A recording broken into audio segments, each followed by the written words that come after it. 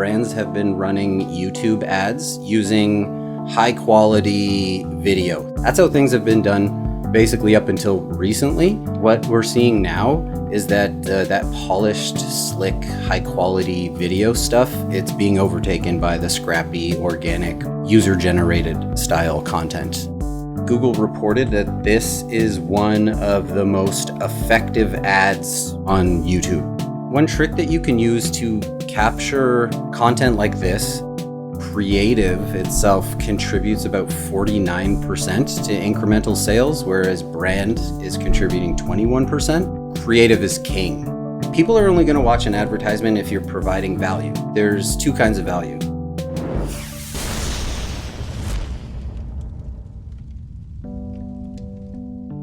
You're spending real money to drive traffic to your site, but the truth is 98% of that traffic leaves without ever giving you an email. Meta knows who they are, but you don't unless you use Instant. Instant helps brands identify anonymous visitors so you can send more abandonment emails, build stronger retargeting audiences, and actually recover that lost revenue.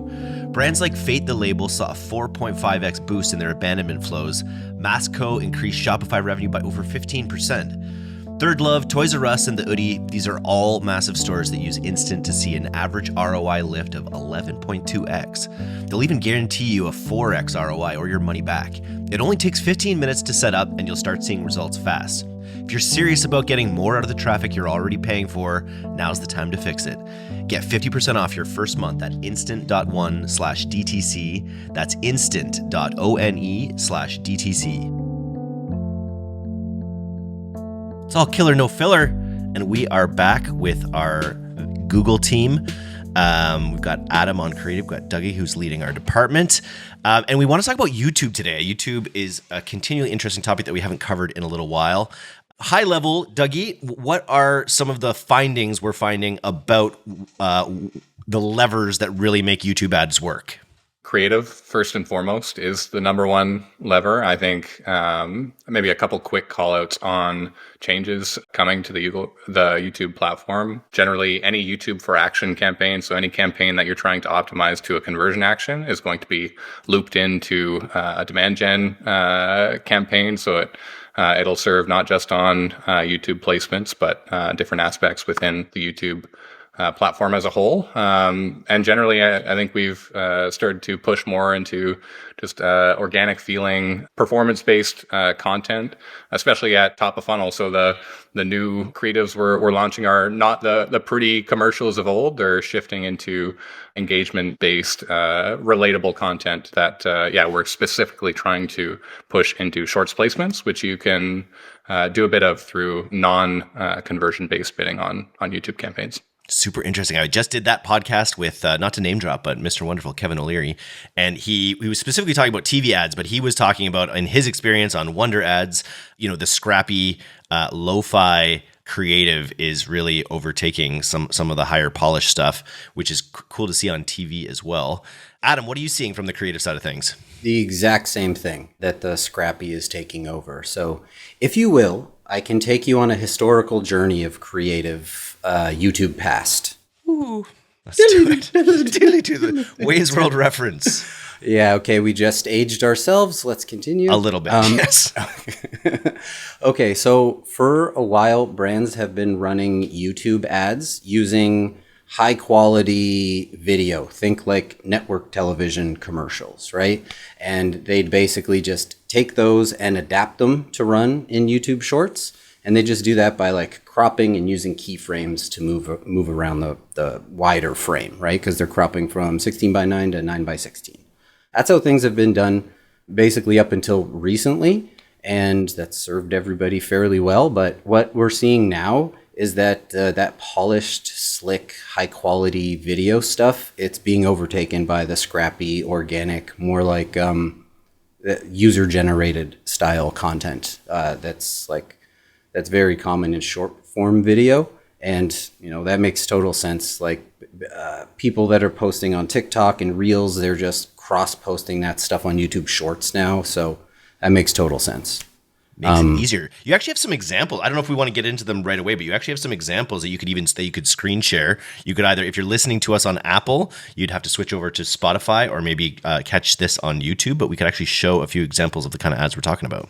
Okay, so recently Google reported that this is one of the most effective ads, just like full stop, on YouTube recently.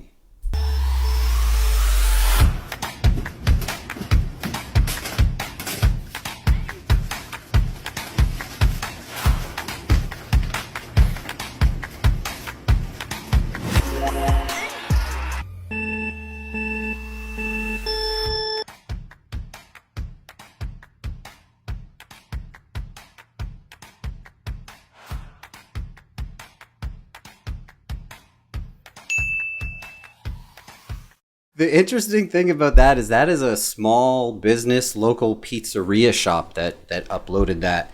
And I think now it has over 7 million organic views. And I think they've opened a new location since then. If you work at this place or you own it, please forgive me if I'm getting the story wrong. Maybe you can hit us up and straighten us out. But it's like Google themselves have reported that this is one of their most impactful videos like recently. And it's super scrappy, clearly filmed with a cell phone camera, and it's doing better than, high value productions that giant corporations put on. Zero call to action. Commercials. Yeah.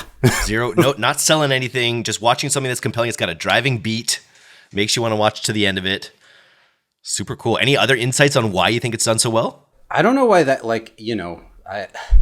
things just catch sometimes, that could just be one of those videos. But if we were to break it down a bit, it is I've noticed myself when I'm scrolling on YouTube Shorts, you can tell immediately when it's an ad, and I don't even give it 1 second. I'm just like, meh, right? So I think now the way past that is to just come off super organic, like you're native to the platform. You're not trying to sell them anything, and maybe in fact don't try to sell them anything, and you'll get a little bit more respect, or at least have a improved perceived trustworthiness. Yeah, it's almost like we've talked about maybe ad blindness, and people would be familiar with that term when we're talking about like display ads on the Google network, right? But it's almost like when we're looking at content like that, and content on shorts in general, it's almost like if you are too upfront about hey, I'm trying to pitch you something, like it has a negative reaction, right?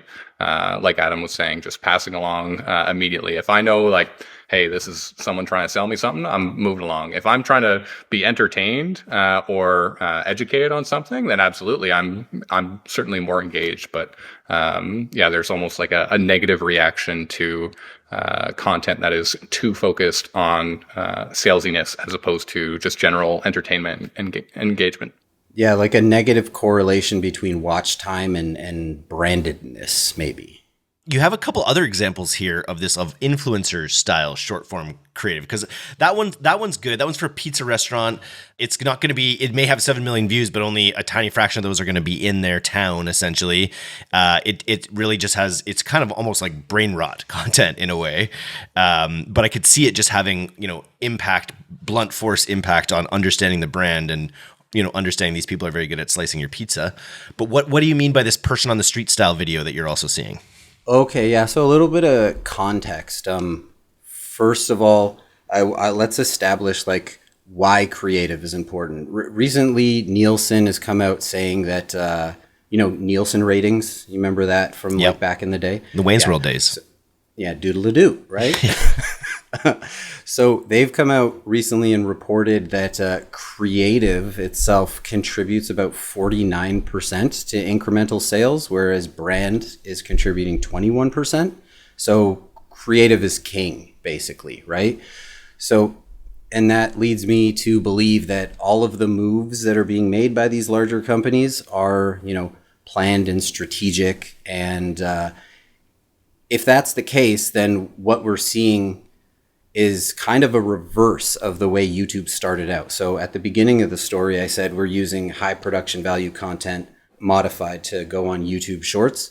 But now we're seeing the inverse happen, where they're making network television commercials look like organic content shot on vertical video. And I grabbed a couple examples because I've been seeing stuff like this on during nationally televised NBA games on network TV. And I took notice because I was like, oh, that's, that could be on TikTok or something. So the style is that classic man on the street or person on the street where they're just supposed to look organic, like they're just interviewing somebody they ran into on the street and talking about a product just comes up. You know what I mean?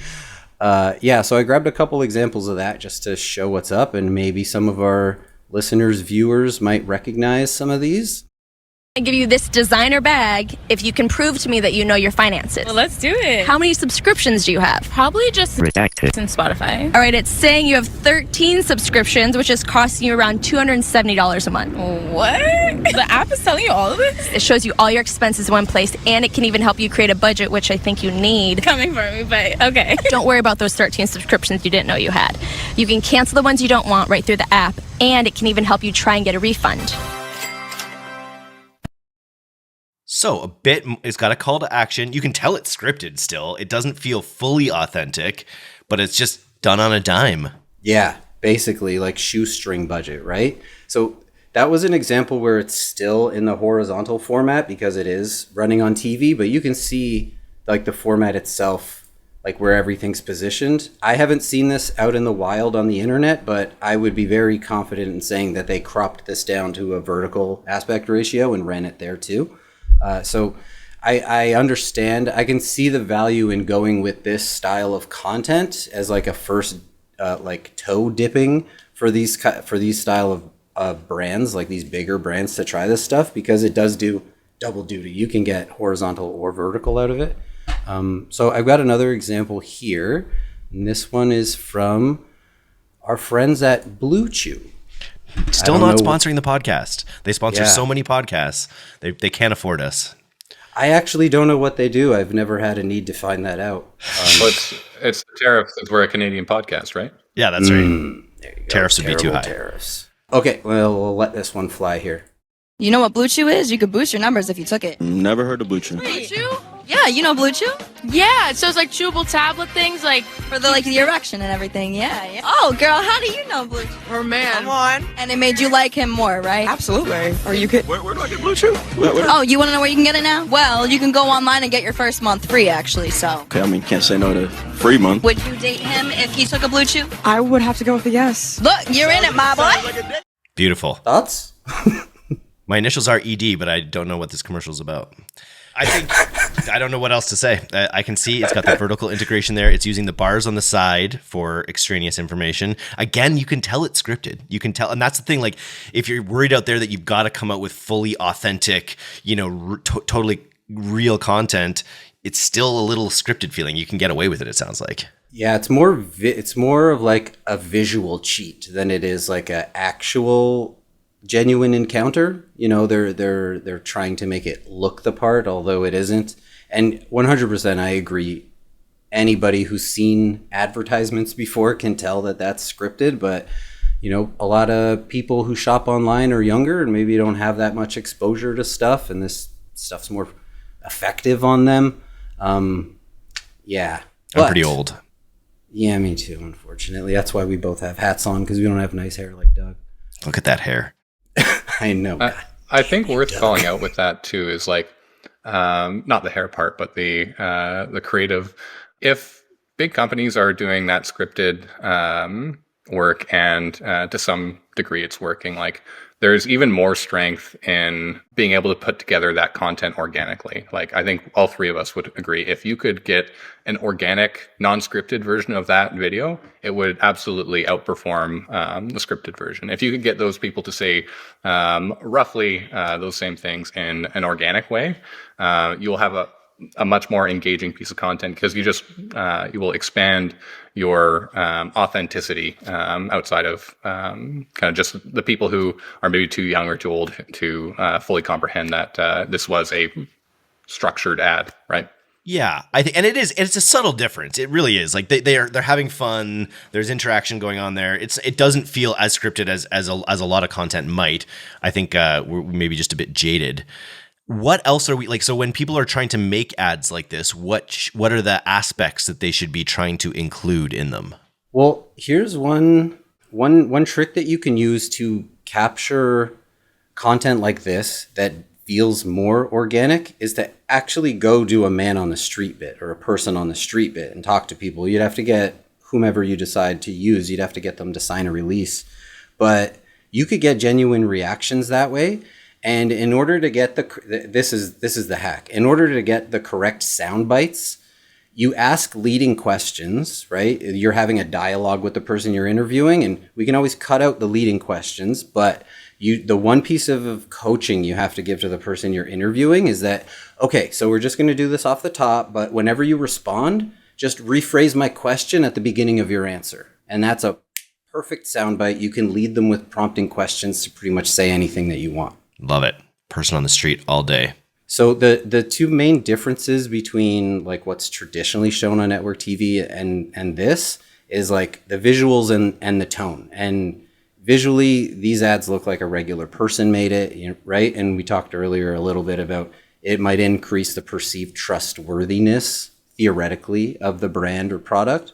And tonally, they're more casual, conversational, using informal language. They're not clearly, it's not a hard sell, like that kind of thing.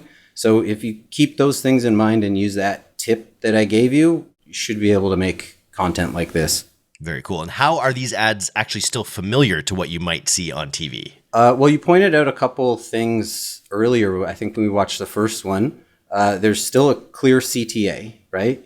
And then, though, CTAs are well known, but more specifically, in the first 5 seconds of an ad, it's great to have a hook line, something that piques the interest of the viewer. So, talking about ED or how many subscriptions you might have to change the topic. Offering somebody a bag if they know about their finances, right? So it's immediately like a little contest or a game show that's happening as soon as we kick off, and right? It's relatable. So, we all are subscribed to more things than we realize, probably. Yeah, I still can't unsubscribe from the DTC podcast. I'm hoping you can help me out there. You can't. No, it's impossible. Yeah, but okay, so in the first 5 seconds, you got that hook line. It's always a really good idea to show a human face because we are still animals. We respond to other human faces looking at us, even if it's on a screen. So they do that. And the other part of that first 5 seconds is to try to mention the brand or the product in there. So if people do change a channel or swipe, at least you got a little bit of awareness out there in that bit of time that they were watching. So these still adhere to those, but they visually look organic. Tonally, they're not right. They're not 100% there to the organic tone because it's clearly staged, but they're both funny. I think that was the other thing. I think we did a podcast with Motion a little while ago, and they did a big report across all of the creatives that they were managing and found that humor was a huge aspect to things working better. So even just in that first one about the subscriptions where there's the one subscription she doesn't mention and it like bleeps it out and it's like, oh, what was that? And it's a little, I kind of giggled thinking what it might be.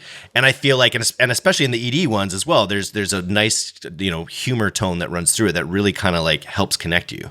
Yeah, I've been beating that humor drum to anybody who will listen for the last few years because, people are only going to watch an advertisement if you're providing value. And to me, there's two kinds of value. There's entertainment, and then there's like relevant information specific to that person who's watching the ad at that time. So that could be like a very specific like problem solution statement, at the beginning of the thing. So this person watching it knows like, oh, I've got that problem. Let me learn more. And the other way, entertainment is the easiest way that I think of entertainment is humor, right? So by adding humor, you increase watch time and you can get people to listen to the rest of your spiel. And if you sprinkle humor in throughout the thing, you can carry them all the way to watching a 30-second ad, a 1-minute ad, that kind of thing, because it's entertaining. And I say I've been beating that drum for so long because sometimes that tactic is in opposition to the way brands feel about their branding. You know, it's like we just want to communicate we're a health brand. Everything's green, and you know, we use the word Ayurvedic. I don't even know what that word means, you know? Tell me a joke and I'll keep watching. That's how I feel about it. And it's going to apply to everyone. Like, whereas you have to be hyper specific with the, solving someone's problem, providing them value in that way. If you can make them laugh, maybe if they end up in that bucket where your product is hyper relevant to them, they'll subconsciously remember that you gave them a chuckle. Well, yeah, if your audiences and targeting is on point, then your next step is to make sure that you're getting them to watch the ad, right? Yeah, 100%. I think on that note, the other interesting thing to pull out of these kind of organic engagement-y style videos, if we think of that pizza example, yes, you're not selling the pizza place in that example, but if I were an advertiser and all of a sudden I had all this wide reach, and we'll pretend that it wasn't just for one singular location, I'd be retargeting to video ad viewers, and then I'd start to be saying, hey, we're Sarpino's Pizza, the fastest pizza spot in the West. Get your delivery in 5 minutes. You're tying that thread to that initial engagement touch point, and you're still providing a value prop, and then you can kind of get more branded from there. But you're getting people's eyes on you and getting those hooks in with that organic content, and then you're naturally drawing that connection to your retargeting efforts to get them further down the funnel. And in that Blue Chew example, I'm thinking, okay, here's what people on the street are talking about in my retargeting ad, or kind of within that same vein, just trying to tie a more consistent thread. You're not just kind of hitting engagement for the sake of engagement. You're getting that engagement, and then you're thoughtfully bringing that person further down the funnel with appropriate content. And you've got a plethora of people to target now that you've got this expanded reach from that engagement-based content. And one way that you can program that path is using ad sequencing, right, Doug? Yeah. So I think right now we're doing a lot of kind of top of funnel shorts targeting, again, this organic engagement style work. And then we've talked about it on a previous podcast. We're not necessarily looking for a conversion off that initial touch point. We're trying to get views in, get people engaged. Then we're retargeting those views and having them sequence through a particular set of videos aligned to what they should care about in the brand, and pushing them to become brand aware, then consider the brand. And then ultimately, that's when we're trying to deploy some of those demand gen YouTube action type campaigns, where we're trying to push people from a website visitor to become a website product purchaser. And those are a lot more likely to happen on pre or mid rolls, I imagine, than on shorts, just because shorts are such a high consumption environment. Yeah, that's correct. Nice. Well, I look forward to seeing this continue to grow. And I'm eager to see some of the creatives that we roll out with clients along this line. Any other sort of final best practices or thoughts that we have for people trying to tackle this YouTube approach? The other thing from a measurement perspective, and I know we've had a bit of a conversation on this in the past, but for advertisers that are trying to do it leanly, what we've been using are Google BDI CDI reports. So understanding, okay, how brand aware in certain states within the US is my audience. If they are not very brand aware, but there's not a high category demand for the product that we offer, then we don't necessarily want to use that as our primary geo to target. So we're identifying locations within the states, especially if you're on a lean budget, right? You can't just blast the states and hope for the best. We're picking smaller segments of geos. We're aligning, okay, which of these geos have high category interest, but low brand awareness for our particular brand. And then we're trying to move the needle on not only attributable performance and conversions and pushing people from view to click to purchase, but we're also measuring kind of brand saliency via brand search volume over time since launching those efforts. Nice. Gives you a rubric for understanding how you're doing. 100%. Well, thanks for coming on the DTC podcast today, guys. Adam, hope to have you on again soon. Thanks for having us.